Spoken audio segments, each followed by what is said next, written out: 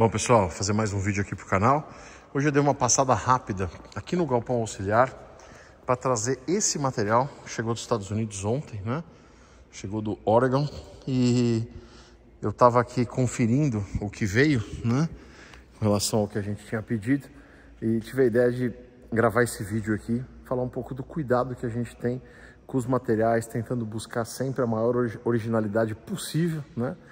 Dado que a gente está restaurando carros que foram fabricados, no caso desse Dodge Dart, que esse material vai, né, há 55 anos atrás.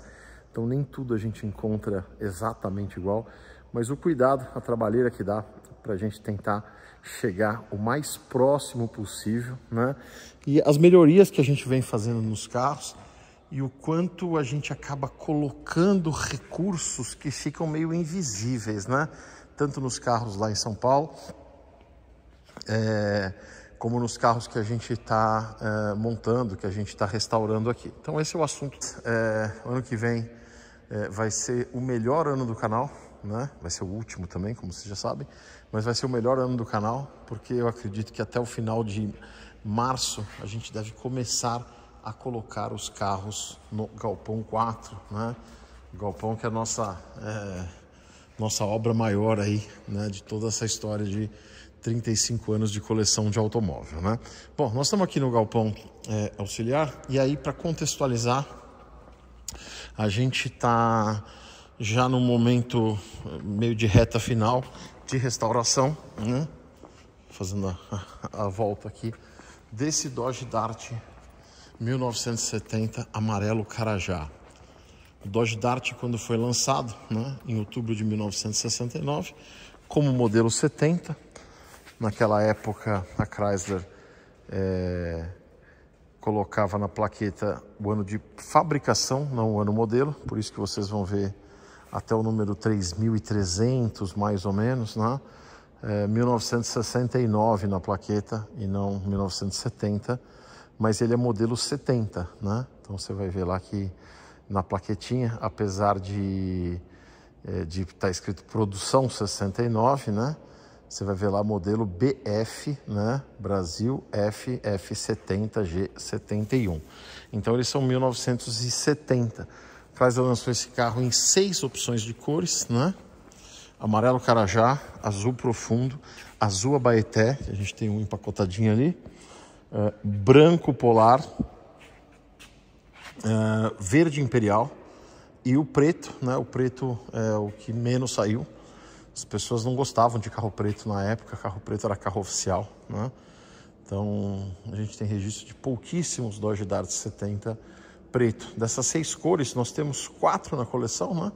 O verde imperial, que é aquele que na entrada do galpão do lado direito, normalmente sempre foi o carro que ficou lá, né? O Dodge Dart nacional mais antigo que a gente tem. Depois a gente tem aquele azul Abaeté que está empacotadinho ali, né? Vou botar ele ali para mostrar o azul Abaeté, né? Um carro super original, meio gastinho, né? Que a gente, no nosso critério, né, de restauração, a gente optou por não restaurá-lo. Não significa que um dia a gente não possa ter um impulso, né, de deixar ele zeradinho. Ó, essas capas, esses filmes aqui que a gente tem colocado, eles têm uma eletrostática. Quando a gente coloca eles colam na lataria do carro. Mas elas vão perdendo, né, isso ao longo do tempo. O Orlando deu uma amarrada aqui. Eu não vou desamarrar, porque senão depois voa tudo, né, e dificulta manter os carros limpos. Então, não significa que um dia vai que a gente vê esse amarelo boreal, amarelo Carajá impecável, né? O verde imperial é um carro também muito bonito, né? O preto que a gente vai passar lá na sequência. Se a gente vê esses carros todos impecáveis, né? Tem um azul profundo que pode a qualquer momento vir aqui para a coleção também. Se um dia a gente tiver conseguir ir nessa história de ter as 6 cores de lançamento, né? Que nunca foi um grande objetivo, mas sempre foi uma coisa que a gente acharia legal fazer, não significa que a gente não possa fazer uma pintura externa naquele azul Abaeté também. para ficar mais ou menos no mesmo padrão, né? Mas esse carro aqui a gente comprou, contei a história num dos últimos vídeos que a gente veio aqui. A gente comprou esse carro por conta desse Dodge Dart Coupé, esse Dodge Dart Coupé que tem apenas 1971, tem apenas 12 mil quilômetros rodados, né? Um carro com toda a pintura de fábrica, tanto que ele tem esse babado no tanque que a gente não ousa mexer, né? Porque o carro não tem nenhum retoque, nós não vamos fazer um retoque por conta desse babado de gasolina, até porque isso era uma coisa muito característica desses carros até 72, né? Então a gente, o próprio babado ajuda a contar a história. Mas tá aqui, ó, o carro hoje com 12.444 quilômetros, tudo de fábrica, né? E é um carro que a gente conhece desde o começo dos anos 90. Sempre foi um carro que frequentou encontros, né? No final dos anos 80, começo dos anos 90. E a gente achava uma coisa muito louca, né? Ter um Dodge Dart, existia um Dodge Dart com uma quilometragem tão baixa, né? Até que, lá por 2010, 2011, né? Surgiu a oportunidade de comprar esse carro. Esse carro trocou de mãos algumas vezes e estava na cidade de Itapira, né? Nós fomos lá conversar para tentar comprar o carro. O carro tinha um preço um pouco mais alto do que a gente imaginava. E para tentar chegar num bom termo, com parcelamento, aquela história toda, a gente colocou no pacote, né, esse Dodge Dart 70 amarelo Carajá. Ele não era assim. Em vídeos antigos do canal você vai ver que ele tinha uma faixa pintada larga em volta do friso lateral, né? E o vinil dele provavelmente em algum momento tinha estragado, tinha apodrecido. Ele era pintado, né, numa tinta grafite escuro e não no lugar do vinil original, né? Outra característica que ele tinha também, se você assiste os vídeos há mais tempo, é que ele tinha aqui no para-choque dianteiro, né, 2 faróis de milha redondo, acessórios, não originais, né, enormes, né, que a gente obviamente tirou. Então a gente trouxe esse carro para a coleção. Não era um carro tão interessante, nem tão desejado quanto o 71, né? Que eram 4 portas, não era um coupé, era um carro que precisaria passar por uma restauração, por melhor que ele fosse, né? E a gente foi deixando, até que um dia, nos encaixes lá da oficina, o que fazer, e a gente tenta mesclar, né? Lá na oficina do Chicão, a gente tenta mesclar carros mais desafiadores com carros menos desafiadores, né? Por quê? Porque você consegue fazer algumas coisas fluírem um pouco melhor, né? Quando você pega um carro, por exemplo, como o protótipo que está lá, ou como outros carros de restauração difícil, às vezes você fica muito tempo no mesmo carro, chega uma hora que cansa, né? E aí precisa dar vazão na pintura, porque tem o pessoal da funilaria, tem o pessoal que está pintando, e aí você precisa pintar alguma coisa, tal. Então a gente tenta dar essa alternada, né? Foi assim que a gente fez o Dart Coupé 73 cinza Himalaia. Depois a ideia era fazer alguma coisa como do Dart Coupé cinza Himalaia. Acabou que acabou sendo uma restauração completa, né? Vamos só fazer uma pintura externa. Quando remove a tinta sempre aparece alguma coisa e aí acabamos fazendo o carro inteiro. Bom, a gente está no momento aqui, o carro já funciona, a mecânica toda montada e tal, de montar o interior. E quando a gente foi montar o interior, a gente viu que os bancos, né? O banco dianteiro já tinha sido refeito, estava com um curvinho de outra época, mole, né? Na costura original, mas ao toque era diferente, né? E o banco traseiro ainda com a forração original, mas já com alguns pontos estourados, né? Na parte de trás, onde pega sol, né? Esse aqui é o de fábrica, ó. E esse aqui é o outro, tá? E aí o que eu tô dizendo? O que eu tô querendo falar nesse vídeo, né? Que muito provavelmente, em alguns casos tem que fazer, porque não tem alternativa, muito provavelmente alguém manteria isso aqui, porque está no padrão correto de costura, ou ia refazer com um curvinho agora de fabricação atual, mas sempre dá diferença na textura, né? Tá vendo que aqui são duas texturas diferentes, aqui com as ranhuras um pouco mais largas e aqui com as ranhuras um pouco mais estreitas. É um material mais duro, né, do que esse material que foi usado no outro.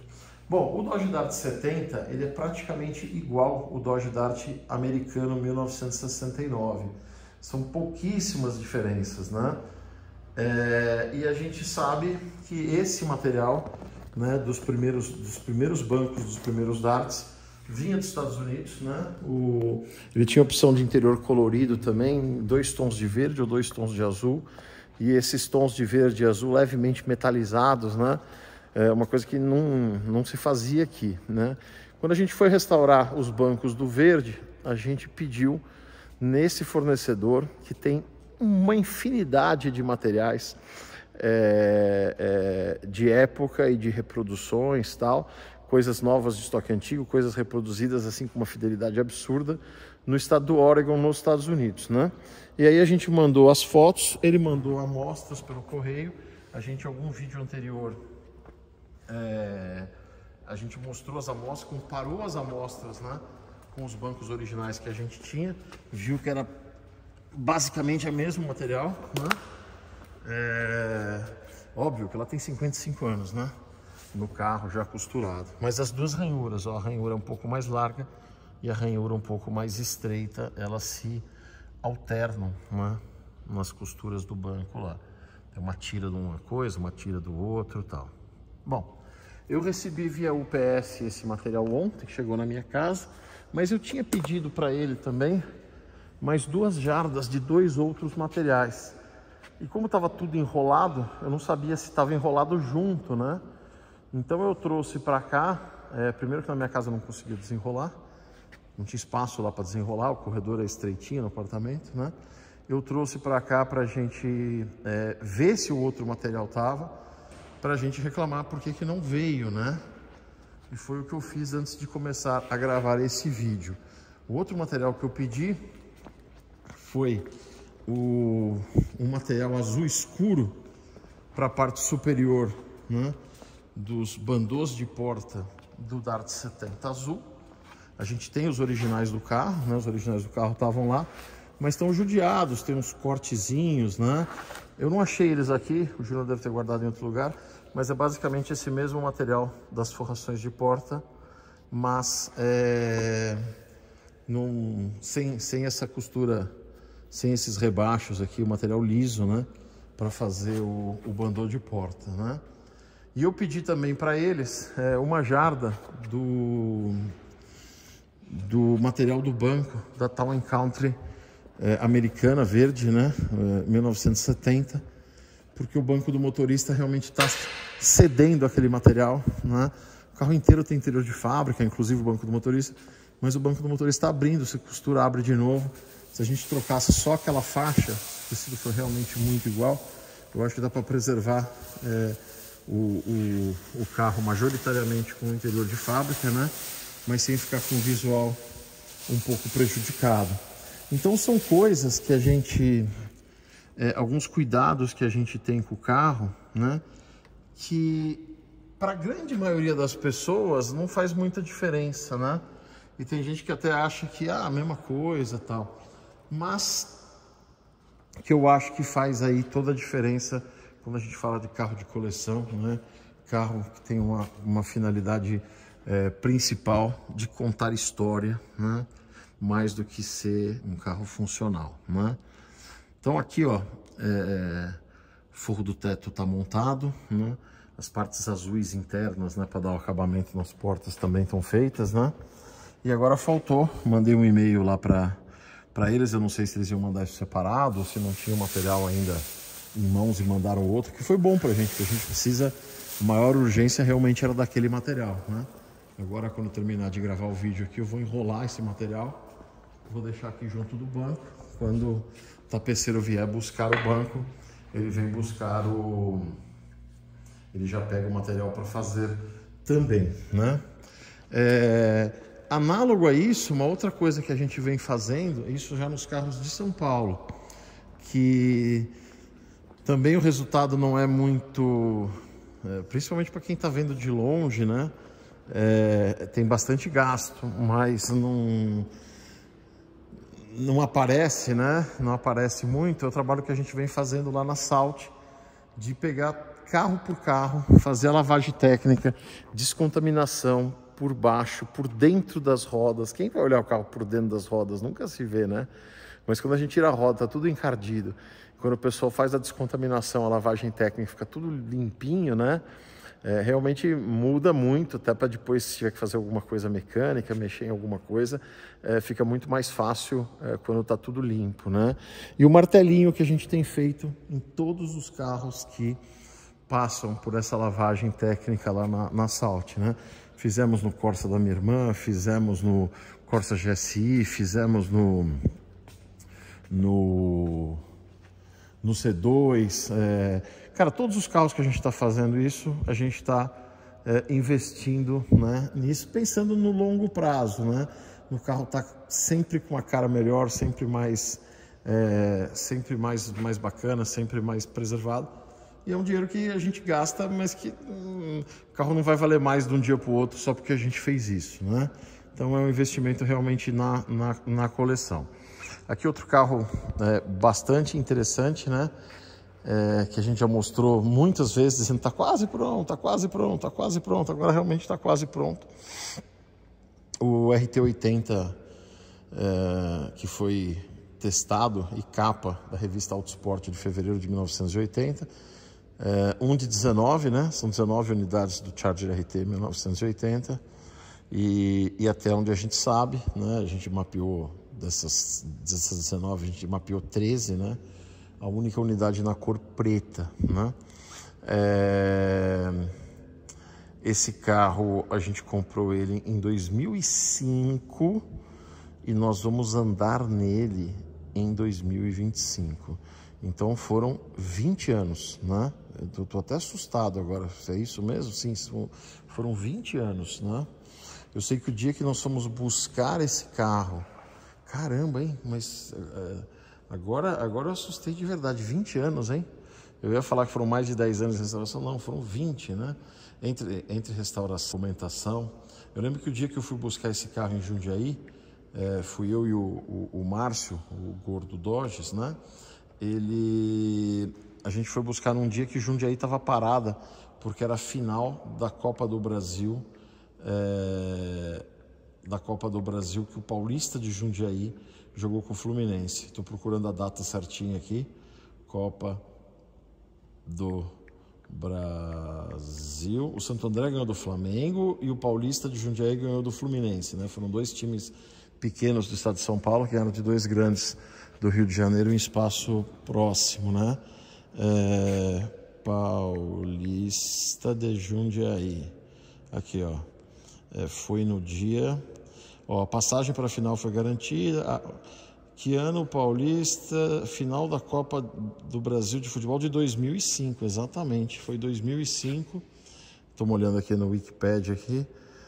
Em duas partidas. No primeiro jogo em 15 de junho. O segundo dia 22. Então foi no dia 22 de junho.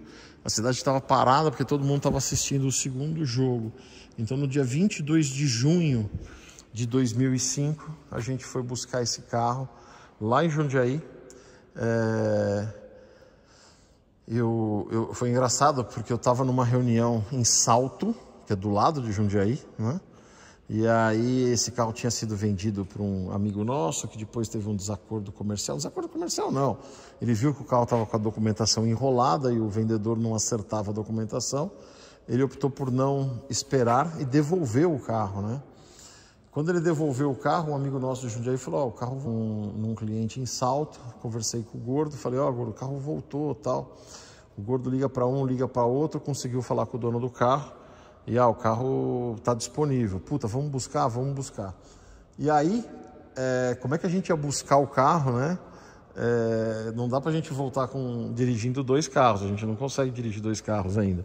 Então, eu saí de Salto, né?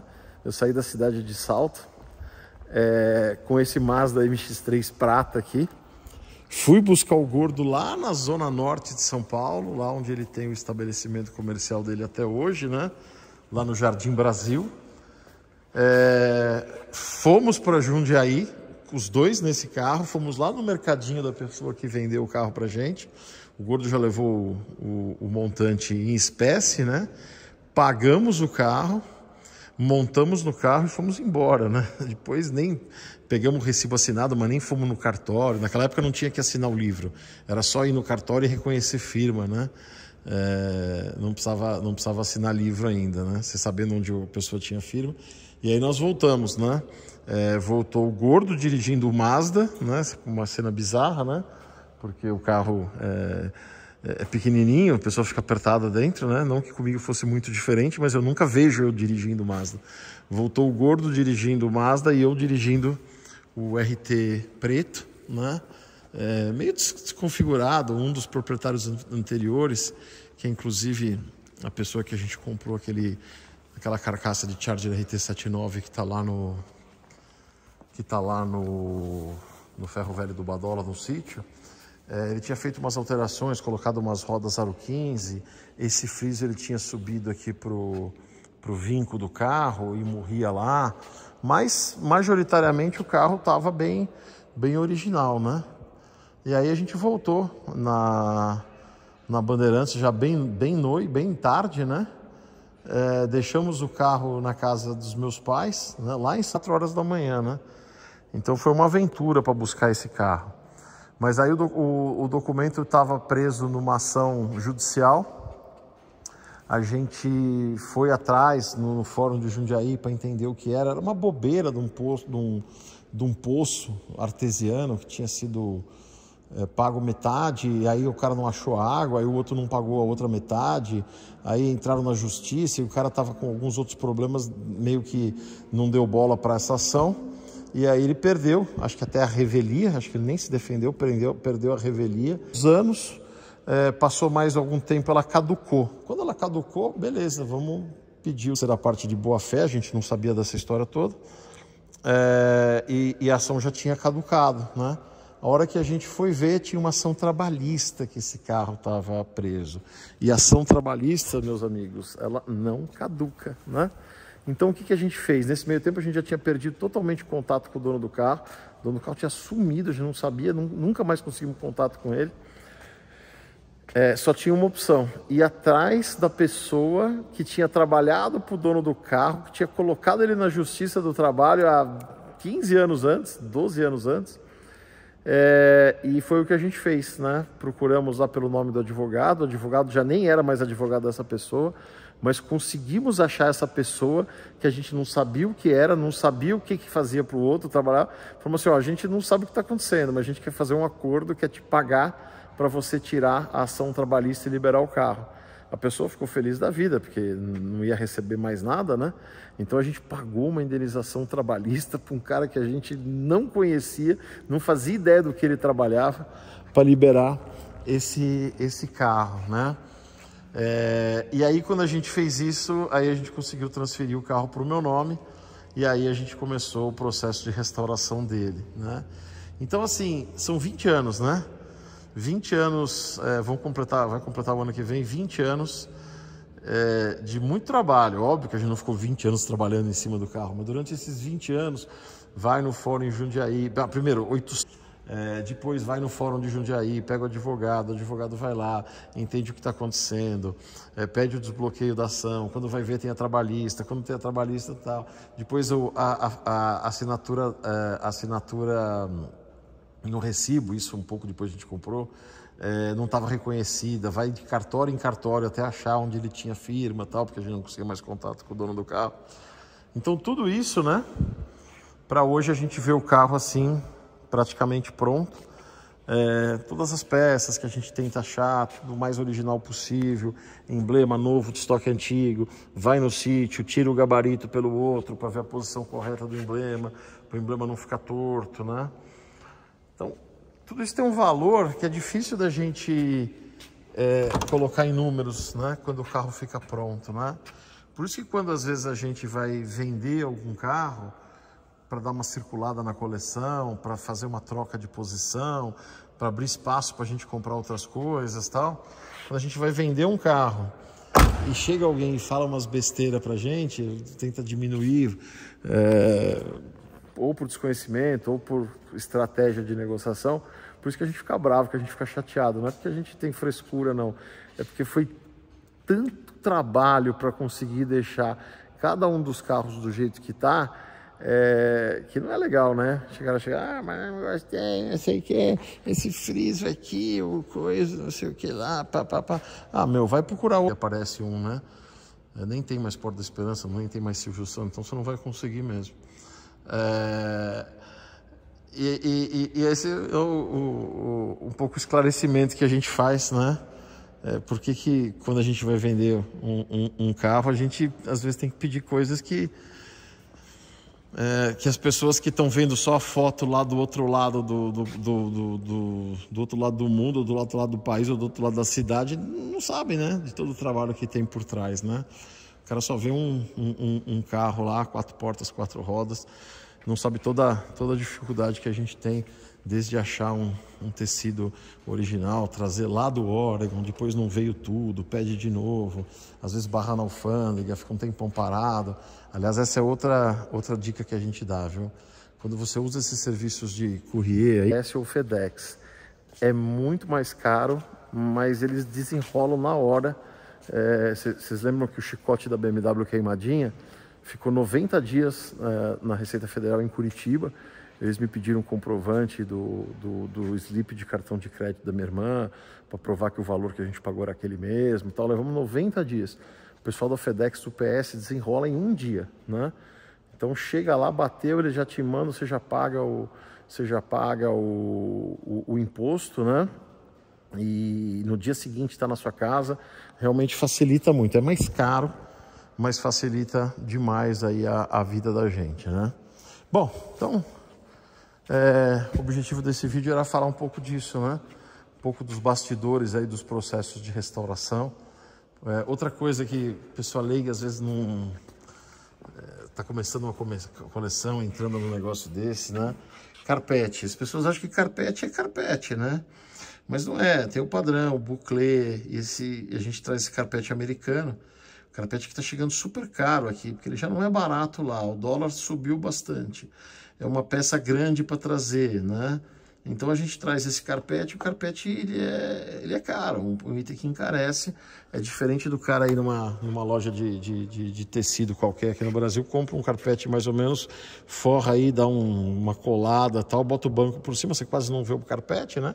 Bota o banco traseiro, bota o banco dianteiro, bota uns tapetinhos Borcol aqui na frente e atrás, você vai ver segmento, e ainda se for um carro 4 marchas, tem o console em cima, você praticamente não vê o carpete, né?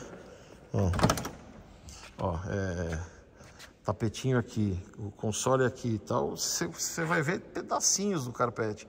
Mas a gente faz questão de colocar o carpete, buclé, né? Que é esse com um negocinho redondinho. E só aí encarece mais, sei lá, 3 mil reais aí. A restauração. Quando você vai colocando isso em tudo que você faz no carro, né? Realmente acaba encarecendo, né? Ó, estamos aqui com o Corcel GT do Júnior, né? O carro, pelo que o Júnior falou no último vídeo que a gente gravou aqui, já foi vendido. Ele está fazendo alguns acertos aí para entregar o carro, né? E os trabalhos estão andando. Hoje não tem ninguém aqui, que hoje é feriado, né? 15 de novembro. A gente está vendo aqui os carros aos pouquinhos aí ficando prontos, sendo finalizados. Beleza? Então é isso. Se você gosta desse conteúdo que a gente faz, se inscreva no canal. Se você gosta dos bastidores, né? Deslocamentos, onde a gente vai, onde isso, quando termina de gravar, a gente sempre grava alguma coisa a mais. Se você gosta dos bastidores, você que está mais próximo da gente, seja acesso prioritário aos eventos quando a gente faz, né? Então, e você ainda ajuda o canal aí a conseguir fazer mais coisas aí, pelo menos de uma forma ou de outra, alguma coisa a área de membros acaba ajudando aí nas contas que a gente tem que pagar dessa história toda. Vou deixar um vídeo aqui para vocês, vou deixar um vídeo do Monza, do Monza não, vou deixar um vídeo aqui do RT80, um vídeo mais antigo dele, onde eu dou um pouco mais dessas informações que eu passei no vídeo de hoje. Beleza? Tchau.